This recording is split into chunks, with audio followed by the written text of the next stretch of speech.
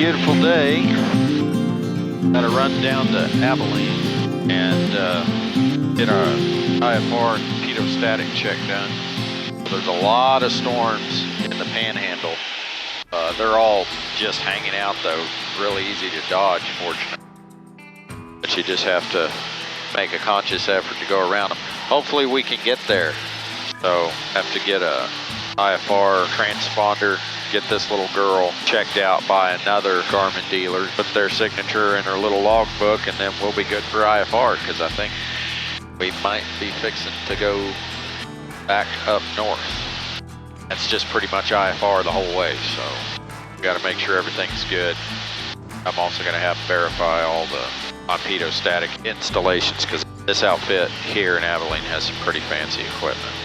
Make me feel better when I'm flying over the ocean and trying to stay out of ice. That's probably the biggest issue that you have flying small aircraft up north and in Canada. It's going to be the ice. For me anyways, that's my number one. That's my number one issue. The weather down here is my number one issue. Like what we got going on now can get really, really dangerous. I mean, aircraft destroying dangerous. All weather's bad, but I would argue our weather's worse, except for ice.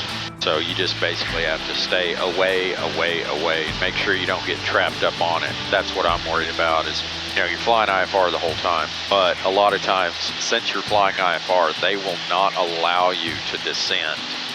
Because legally, they just can't. You don't want to die, you better do it anyways. But now you're going to have a legal issue that you've created. So it's best just not to get into that situation. So you need to make sure you can stay below it. And so that's basically what I look at. You want temperatures that you go ahead and get a clearance, or you look at the minimum en route altitude for IFR, and you make sure that at that temperature, at that elevation, there's no icing. Because on IFR, you don't have the option like you do, you know, especially going over Canada, like the rest of Alaska, just to descend and get out of visible moisture or get into warmer conditions where you won't get any ice. There's nothing you can do about that if you wind up in that situation. You're just gonna eat it. Well, it sure would be handy to get this sucker very gently rained on. So get all these grasshoppers off here. On the visual for 1-7 right, let's start kinda slowing up. But if it's this busy, we don't want to slow down as slow as we can. We'll let the old Garmin take us in on the visual. So now she's gaining her alignment 8 miles out. So it's lining us up on a GPS track. Cleared to land. 2 miles out. Flaps down.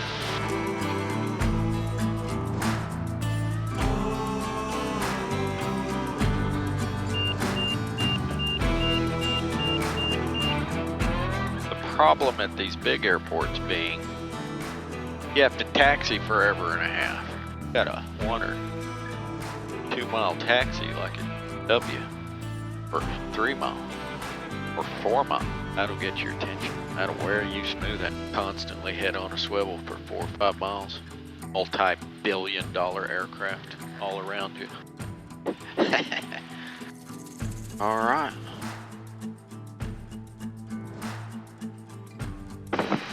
Well, that was a long day. Very busy, but they got it in and got the IFR cert done. So we are headed home.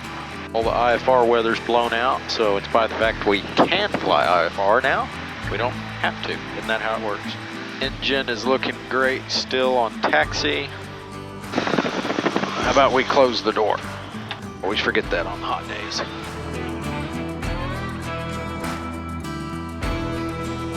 Abilene departure with passenger 3 climbing to 6,500. Got my frequencies punched in, leveled off at 10.5, which is about the bottom end of where I like to cruise, but I don't have any oxygen, so I don't like to fly any higher than that without it. And that's pretty. makes me feel like Mary Poppins, flying through the clouds, somehow with the umbrella knifing through the turbulence. Well, that's why you have Garmin. You can just look up and see, wait, did I hear that wrong? Did he say that wrong? I think you can do is you can play it back, whatever his last transmission was, which in this case was yes, sir. Yes, sir.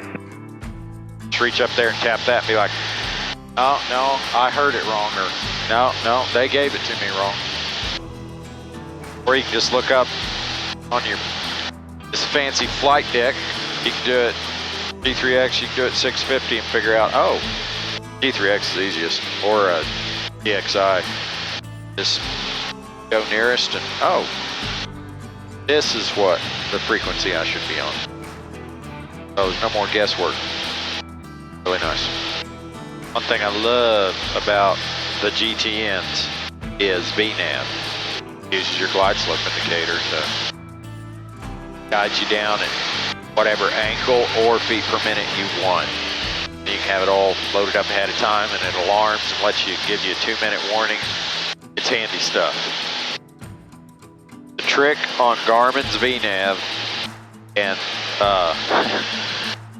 they said this is their most misunderstood thing. In order to get VNAV to work, or to get it to auto-activate, and for your autopilot, your panel, to capture it, when you hit your indicator, to capture VNAV, you have to take your altitude selection.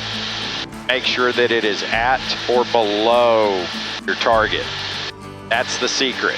If the blue altitude setting is not at or below that, not only will it never capture VNAV, it'll never work. It'll never alarm, it'll never engage. That's the trick. So it took me quite a while, strangely enough, because sometimes it would work and sometimes it wouldn't, and it was all based on what that blue indicator was. Occasionally, for whatever reason, I would have it set lower. Then sometimes it would VNAV, and it wouldn't. Well, the trick is it can't be lower than what you are. Your altitude selection has to be at or below the target VNAV altitude.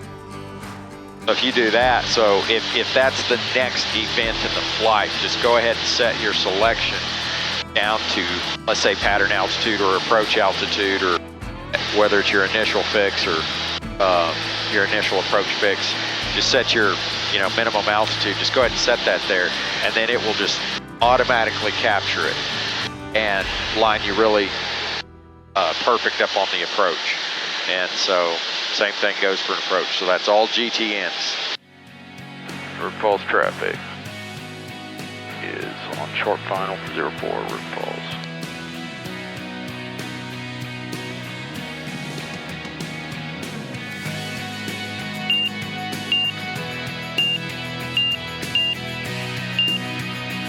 Repulse is clear of all active runways. We're holding short on 04. We'll let these other two get on the ground. Repulse traffic.